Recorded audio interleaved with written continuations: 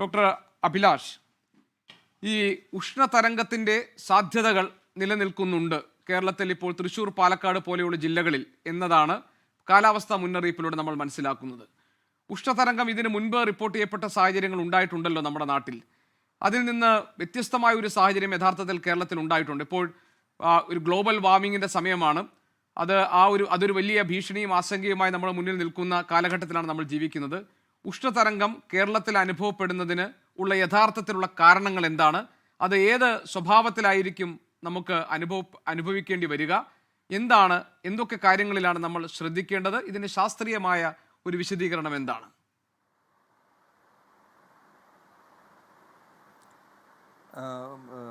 ഗോപികൃഷ്ണൻ പറഞ്ഞതുപോലെ ഉഷ്ണതരംഗങ്ങൾ കേരളത്തിൽ കഴിഞ്ഞ ഒരു 10 വർഷത്തെ കൊണ്ടാണ് നമ്മൾ കേരളത്തിൽ ഉഷ്ണതരംഗങ്ങളെക്കുറിച്ച് സംസാരിച്ചു തുടങ്ങിയത്. 2015-16 കാലഘട്ടത്തിൽ വലിയ ഉഷ്ണതരംഗങ്ങളുണ്ടായി. 16-ലാണെങ്കിൽ ഏറ്റവും കൂടുതൽ പാലക്കാട് ഏറ്റവും വലിയ താപനില രേഖപ്പെടുത്തി. അതിനുശേഷം 2024-ലും ഒരു ഉഷ്ണതരംഗത്തിൻ്റെ ഡിക്ലറേഷനൊക്കെ ഉണ്ടാകുന്ന ഒരു അവസ്ഥ ഉണ്ടായി. അപ്പോൾ ഇത് സംഭവിക്കുന്നത് കേരളത്തെ സംബന്ധിച്ച് പീക്ക് സമ്മർ എന്ന് പറയുന്നത് നമുക്ക് ഒരു മാർച്ച് അവസാനം മുതൽ ഏപ്രിൽ അവസാനം വരെയുള്ള കാലഘട്ടമാണ്. ഈ സമയത്താണ് സൂര്യൻ്റെ ലംബമായ കിരണങ്ങൾ കേരളത്തിന് മുകളിലേക്ക് എത്തിച്ചേരുന്നത്. അതിൻ്റെ അപ്പം ഈ നമ്മൾ അനുഭവിക്കുന്നതിൻ്റെ പ്രധാനപ്പെട്ട ആ ഒരു കാരണം എന്ന് പറയുന്നത് സൂര്യൻ്റെ സഞ്ചാരപാതയാണ്, വടക്കോട്ടുള്ള സഞ്ചാരപാതയാണ്. ആ സമയത്ത് വെർട്ടിക്കലായിട്ടുള്ള നമ്മുടെ സൂര്യൻ നമ്മുടെ തലയ്ക്ക് മുകളിലേക്ക് എത്തുന്നു.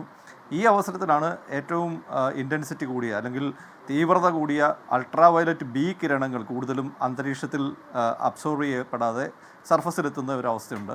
അപ്പോൾ ഇതാണ് സൂര്യാതപത്തിൻ്റെ പ്രധാനപ്പെട്ട കാരണം ഈ അൾട്രാ വയലറ്റ് ഇൻഡെക്സ് ഏറ്റവും കൂടുതൽ, അതായത് ഇപ്പം രേഖപ്പെടുത്തിയത് ആ റീഡിങ്സ് നമ്മൾ നോക്കിക്കഴിഞ്ഞാൽ ഒട്ടുമിക്ക സ്ഥലങ്ങളിലും ഇൻഡെക്സ് 8-ന് മുകളിലാണ്. 8-ന് മുകളിലെന്ന് പറഞ്ഞു കഴിഞ്ഞാൽ അതീവ തീവ്രതയുള്ള റേസാണ് താഴെ എത്തുന്നത്. അത് നമ്മുടെ ത്വക്കിൽ ഡയറക്റ്റായിട്ടൊരു 5 മിനിറ്റിലധികം കൂടുതൽ പതിച്ചു കഴിഞ്ഞാൽ പൊള്ളുന്ന അവസ്ഥ ഉണ്ടാകും. അത് വലിയ ഒരു പ്രശ്നത്തിലേക്ക് മാറും.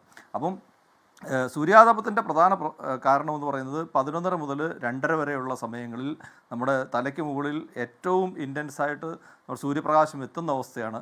ഇത് ഒരു പരിധിവരെ നമുക്ക് ഒഴിവാക്കാവുന്നതാണ്. കാരണം ഇതിൻ്റെ പ്രധാനപ്പെട്ട കാരണം എന്ന് പറഞ്ഞാൽ ഡയറക്റ്റായിട്ടുള്ള സണ്ണിനോടുള്ള എക്സ്പോഷർ ഒഴിവാക്കുക, അല്ലെങ്കിൽ UVB പ്രൊട്ടക്റ്റഡ് ആയിട്ടുള്ള സൺസ്ക്രീൻ ലോഷനുകൾ യൂസ് ചെയ്യുക, അല്ലെങ്കിൽ അത് പ്രൊട്ടക്റ്റ് ചെയ്യുന്ന തരത്തിലുള്ള വസ്ത്രങ്ങൾ യൂസ് ചെയ്യുക. ഈ ഒരു മെഷേഴ്സിലൂടെ, അല്ലെങ്കിൽ പൊതുവായിട്ട് ഈ ഒരു പ്രത്യേക സമയം, അതുകൊണ്ടാണ് ആ സമയക്രമമൊക്കെ നമ്മൾ രാവിലെ 11:30 മുതൽ 2:30 വരെയുള്ള സമയം പുറംപണിയിൽ നിന്നും മാറി നിൽക്കണമെന്നുള്ള ഒരു നിർദ്ദേശമൊക്കെ ഗവൺമെൻറ് ഭാഗത്തുനിന്ന് കൊടുക്കുന്നത് ഈ ഒരു കാരണം കൊണ്ടാണ്. പക്ഷേ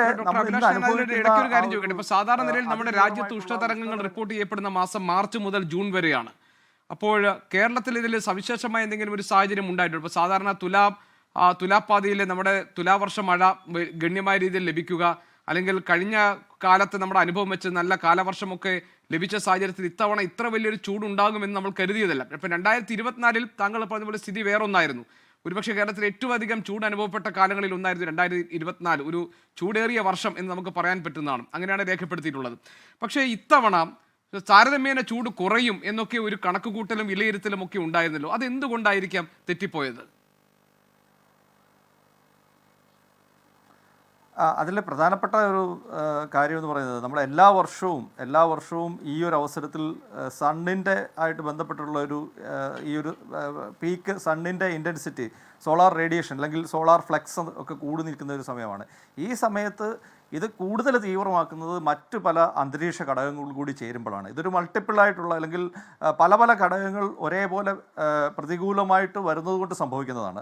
പ്രത്യേകിച്ചും ഈ അവസരത്തിൽ മഴമേഘങ്ങൾ മാറി നിൽക്കുകയാണ്. കാരണം ഗോപി സൂചിപ്പിച്ചതുപോലെ മഴയില്ല, മഴ കൊണ്ടുവരുന്ന മഴമേഘങ്ങൾ മാറി നിൽക്കുകയാണ്. മഴമേഘങ്ങൾ മാറി നിൽക്കുന്ന അവസരത്തിൽ ഈ പറഞ്ഞതുപോലെ അൾട്രാ വയലറ്റ് ഇൻഡെക്സ് കൂടുതൽ ശക്തമായിട്ട് സർഫസിലെത്താനുള്ള സാഹചര്യമുണ്ട്. അപ്പോൾ അതിൽ പ്രധാനപ്പെട്ട കാരണം അന്തരീക്ഷ ഘടകമാണ്. അപ്പോൾ ഈ മഴമേഘങ്ങൾ മാറി നിൽക്കാതെ ഉള്ള കാരണം എന്ന് പറയുന്നത് അറബിക്കടൽ, വടക്കൻ അറബിക്കടൽ തൊട്ട് നമ്മുടെ മധ്യ ഇന്ത്യ വരെ നീണ്ടു നിൽക്കുന്ന വലിയ തരത്തിലുള്ള ഒരു ആൻറ്റി സൈക്ലോണിക് സർക്കുലേഷൻ, അല്ലെങ്കിൽ എതിർ ചക്രവാത കാറ്റെന്ന് പറയും, ആ ഒരു പ്രതിചക്രവാത കാറ്റ്. അപ്പോൾ അത് ഉയർന്ന മർദ്ദമേഖലയാണ്. കാരണം അങ്ങനെയുള്ള അവസരങ്ങളിൽ അതുകൂടി ഈ മഴമേഘങ്ങൾ ഉണ്ടാകുന്നതിനെ തടയുന്ന ഒരു പ്രവണതയാണ്. കാരണം ആ സമയത്ത് മുകളിൽ നിന്ന് താഴോട്ടുള്ള വായുപ്രവാഹം വന്നിട്ട് മഴമേഘങ്ങൾ ഉണ്ടാകണമെങ്കിൽ താഴേന്ന് മുകളിലേക്ക് വായു ഉയർന്നു പൊങ്ങണം. അതിനെ ബ്ലോക്ക് ചെയ്യുന്ന തരത്തിലാണ് ഈ സർക്കുലേഷൻ, വെർട്ടിക്കൽ സർക്കുലേഷൻ. അപ്പോൾ അതുകൊണ്ടാണ് സർഫസിൽ ഇത് കംപ്രസ് ചെയ്ത് വരുമ്പോഴേക്കും ഉയർന്ന മർദ്ദം കൂടുന്നു, ചൂട് കൂടുന്നു. ആ മർദ്ദം കൂടിയ സ്ഥലത്തു നിന്നുള്ള ആ ഒരു വായു പ്രവാഹമാണ് നമ്മുടെ പാലക്കാട് ചുരം അല്ലെങ്കിൽ പുനലൂർ ചുരം വഴി കേരളത്തിലേക്ക് പ്രവേശിക്കുന്നത്. അപ്പം ഇങ്ങനെ മൾട്ടിപ്പിളായിട്ടുള്ള ഘടകങ്ങൾ പ്രതികൂലമായിട്ട് വരുന്ന ഒരു സാഹചര്യം കൂടി ഉള്ളത് കൊണ്ടാണ് നമ്മൾ ഇന്ന് അനുഭവിക്കുന്നത്. അപ്പോൾ ഒരു കാര്യം കൂടി നമ്മൾ മനസ്സിലാക്കേണ്ടത്, 2024 ലോകവ്യാപകമായിട്ട് ഏറ്റവും ചൂട് കൂടിയ വർഷമാണ്. കേരളത്തിലും ഏറ്റവും ചൂട് കൂടിയ ഒരു വർഷമായിരുന്നു. അത് എല്ലിനോ സാഹചര്യം കൂടി നിലനിൽക്കുമ്പോഴായിരുന്നു. ഇപ്പോൾ എല്ലിനോ സാഹചര്യമില്ല, ഇല്ലാതെ തന്നെ നമ്മൾ കേരളത്തിൽ ഇത്രയും വലിയ ചൂട് അനുഭവിക്കുകയാണ്. ഇതോടൊപ്പം തന്നെയാണ് ഈർപ്പത്തിൻ്റെ ഘടകം കൂടി നമ്മൾ മനസ്സിലാക്കേണ്ടത്. ഈർപ്പത്തിൻ്റെ ഘടകം എന്ന് പറഞ്ഞു കഴിഞ്ഞാൽ, നമുക്ക് അന്തരീക്ഷ താപനില ഒരു 38 ഡിഗ്രി ആണെങ്കിൽ അന്തരീക്ഷത്തിലെ ഈർപ്പത്തിൻ്റെ അളവ് അല്ലെങ്കിൽ ഹ്യൂമിഡിറ്റി എന്ന് പറയുന്നത് ഒരു 50-60% ആണെങ്കിൽ നമുക്ക് അനുഭവേദ്യമാകുന്ന ആ ഒരു ചൂട്, താപനിലയല്ല, അനുഭവേദ്യമാകുന്ന ചൂട് ഒരു 45 ഡിഗ്രിയോളം തുല്യമായിരിക്കും. അപ്പോൾ അതൊരു ആപേക്ഷികമായിട്ടുള്ളൊരു മെഷറാണ്. കാരണം അതിനെ ഹീറ്റ് ഇൻഡെക്സ് എന്നൊക്കെയാണ് പറയുന്നത്. നമ്മൾ ഒന്ന് മനസ്സിലാക്കേണ്ടത്, നമ്മൾ ഈ താപനില അളക്കുന്ന തെർമോമീറ്ററുകൾ വെച്ചിരിക്കുന്നത് ഒരു ഐഡിയലായിട്ടുള്ള കണ്ടീഷനിലാണ്. ഐഡിയലായിട്ടുള്ള കണ്ടീഷൻ എന്ന് പറഞ്ഞു കഴിഞ്ഞാൽ, ഒരു തടിക്കൂടിനുള്ളിൽ ഡയറക്റ്റായിട്ട് സൺലൈറ്റ് ഏക്കാതെ താഴെ നിന്നുള്ള അബ്സോർവ് ചെയ്ത സോളാർ റേഡിയേഷൻ അബ്സോർവ് ചെയ്തിട്ട് റീറേഡിയേറ്റ് ചെയ്യുന്ന ആ ഒരു റേഡിയേഷൻ പതിക്കാതെ വലിയ തോതിലുള്ള കാറ്റ് ഏൽക്കാത്ത ഒരു ഐഡിയൽ സ്ഥലത്താണ് നമ്മളിത് മെഷർ ചെയ്യുന്നത്. അപ്പം ഇപ്പം ഉദാഹരണമായിട്ട് എറണാകുളം ജില്ല എടുത്തു കഴിഞ്ഞാൽ നേവൽ ബേസിൽ ഒരു ഐഡിയൽ സിറ്റുവേഷനിൽ മെഷർ ചെയ്യുന്ന താപനില എന്ന് പറഞ്ഞാൽ 33 ഡിഗ്രി സെൽഷ്യസ് ആണ് മാക്സിമം ടെമ്പറേച്ചർ. അതേസമയം സിയാൽ, നമ്മുടെ എയർപോർട്ടിൽ അളക്കുന്ന താപനില 37 മുകളിലാണ്. കാരണം ഒരു ജില്ലയിൽ തന്നെ 40 കിലോമീറ്ററിനുള്ളിൽ 4 ഡിഗ്രിയുടെ വ്യത്യാസം. അവിടെയാണ് നമ്മൾ മനസ്സിലാക്കേണ്ടത്, ഓരോ സർഫസിനും അനുസരിച്ച് അർബനൈസേഷൻ ഉള്ള സ്ഥലങ്ങളിൽ നമ്മൾ, കാരണം അർബനൈസേഷൻ ഉള്ളതെന്ന് പറഞ്ഞു കഴിഞ്ഞാൽ കോൺക്രീറ്റ് കെട്ടിടങ്ങളാകാം, ടാറിട്ട റോഡുകളാകാം, ഇതൊക്കെ അബ്സോർവ് ചെയ്യുന്ന താപനില എന്ന് പറഞ്ഞാൽ വളരെ കൂടുതലാണ്. അത് ഒരു പക്ഷേ 40-42 ഡിഗ്രി വരെയൊക്കെ താപനില ഉയർന്ന തരത്തിൽ സർഫസ് അബ്സോർവ് ചെയ്യുന്നു. ഈ താപനിലയാണ് തിരിച്ചു വീണ്ടും താഴേന്ന് മുകളിലേക്ക് റേഡിയേറ്റ് ചെയ്യുന്നത് നമ്മുടെ ശരീരത്തിലൊക്കെ പതിക്കുന്നത്. അല്ല ഡോക്ടർ അഭിലാഷ്, താങ്കൾ പറഞ്ഞതിലൊരു പ്രധാനപ്പെട്ട ഭാഗം എനിക്ക് തോന്നിയത്, ഇത്തവണ നമ്മൾ ഈ കാര്യങ്ങൾ ചർച്ച ചെയ്യുമ്പോൾ കുറെ കൂടി കരുതലോടുകൂടി ചർച്ച ചെയ്യണമെന്ന് എനിക്ക് തോന്നുന്നു. കാരണം താങ്കൾ ഇപ്പോൾ സൂചിപ്പിച്ച ഈർപ്പമുള്ള അല്ലെങ്കിൽ അപകടകരമായ ഈർപ്പമുള്ള ഉഷ്ണതരംഗത്തെക്കുറിച്ച്, നമ്മളതിനെ എനിക്കൊന്ന് ഹ്യൂമിഡ് ഹീറ്റ് വേവ് എന്ന് നമ്മൾ വിശേഷിപ്പിക്കുന്ന ആ സാഹചര്യം, അത് പ്രധാനമായിട്ടും കേരളത്തിൻ്റെ തീരദേശ ജില്ലകളിലാണ് ഈ പറയുന്ന വരണ്ട ചൂട്. ഒരുപക്ഷെ സാധാരണ നിലയിൽ നമ്മൾ ചൂട് അനുഭവപ്പെടുമ്പോൾ നമ്മൾ വിയർക്കുന്നു, അപ്പോൾ നമുക്ക് മനസ്സിലാകുന്നു നമ്മുടെ ശരീരത്തിന് നിർജ്ജലീകരണം സംഭവിക്കുന്നുണ്ട്, അതുകൊണ്ട് നമ്മൾ വെള്ളം കുടിക്കും.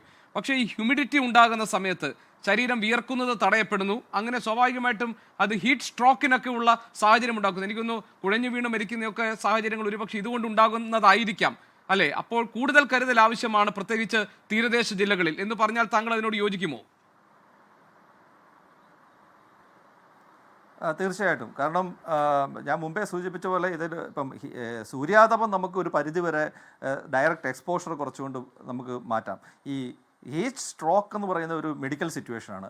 അതായത് ആദ്യമേ നമ്മുടെ പേശികളിലൊക്കെ ഈ നമ്മൾ വിയർത്തിട്ട് ലവണങ്ങളും ജലാംശവും എല്ലാം നഷ്ടപ്പെടും. ആ അവസരത്തിൽ പേശി വലിവിലൂടെയാണ് ഇത് തുടങ്ങുന്നത്. അതിനുശേഷം ഒരു വലിയ ക്ഷീണമായിട്ട് നമുക്ക് തോന്നും, അന്നേരം കൂടുതൽ വെള്ളം കുടിക്കണമായിട്ട് ആ ഒരു സിറ്റുവേഷൻ ഉണ്ടാകും.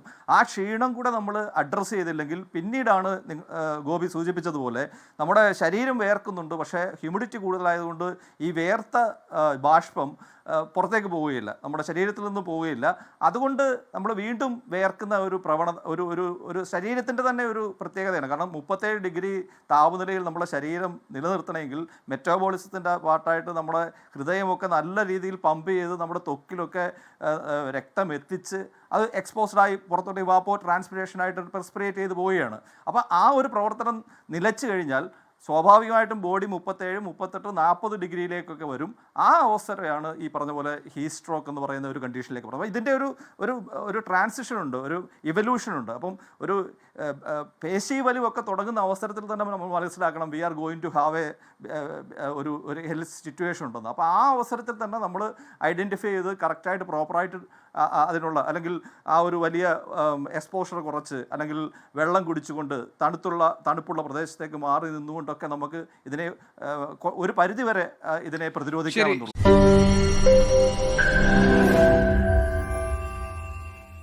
ലോകത്തെവിടെയായാലും ഏത് സമയത്തും 24 വാർത്തകളും ഓഗ്മെന്റഡ് റിയാലിറ്റി പാക്കേജുകളും എക്സ്പ്ലെയിനറുകളും വിശദമായി കാണാൻ ഞങ്ങളുടെ യൂട്യൂബ് ചാനൽ നിങ്ങൾക്ക് സബ്സ്ക്രൈബ് ചെയ്യാം.